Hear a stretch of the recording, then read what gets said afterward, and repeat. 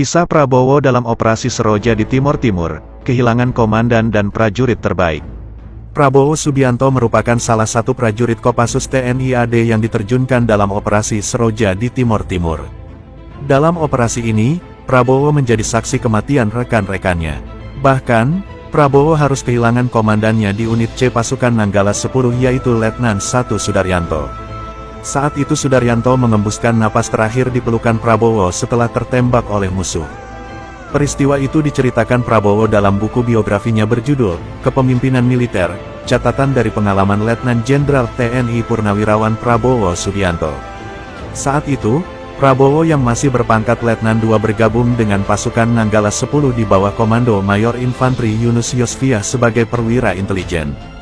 Namun karena banyaknya perwira yang tertembak, Prabowo kemudian diangkat menjadi wakil komandan unit C. Pasukan yang berjumlah sekitar 20 orang ini merebut ketinggian di atas kota Maubara. Setelah 10 menit menyeberangi sungai atau sekitar pukul 19 malam, tiba-tiba dari arah barat kelompok bersenjata Fretilin menyerang secara mendadak. Kontak tembak antara pasukannya dengan para pemberontak pun tak terelakkan.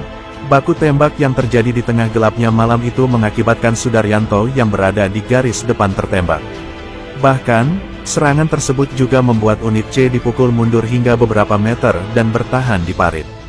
Dalam kondisi terluka, Sudaryanto memanggil anak buahnya termasuk Prabowo.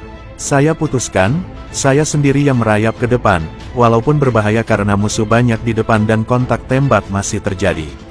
Tetapi kalau tidak diambil berarti kami mengecewakan komandan dan moral pasukan akan turun," kata Prabowo yang kini menjabat sebagai Menteri Pertahanan RI. Sayangnya, upaya penyelamatan yang dilakukan Prabowo tidak membuahkan hasil lantaran sulitnya medan dan beratnya badan Sudaryanto.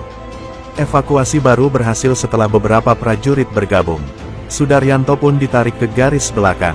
Di tengah desingan peluru, Prabowo kemudian melaporkan kondisi tersebut kepada pimpinan.